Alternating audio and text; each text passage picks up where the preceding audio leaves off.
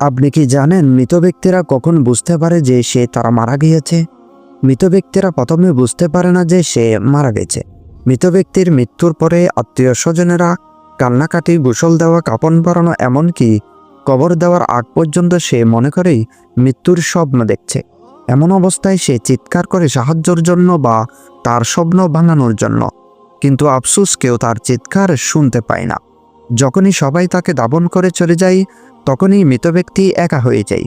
ঠিক তখনই মহান আল্লাহ তাআলা তার আত্মাকে পুনরায় তার দেহের মধ্যে ফিরিয়ে দেয়। প্রথমত মৃত ব্যক্তি এটি ভেবে নেয় যে তার খারাপ স্বপ্ন শেষ হয়ে গেছে এবং সে ঘুম থেকে জেগে উঠেছে।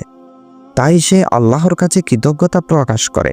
এরপর সে তার শরীরে স্পর্শ করতে থাকে, যা কিনা সবেমাত্র দাফন করা হয়েছে।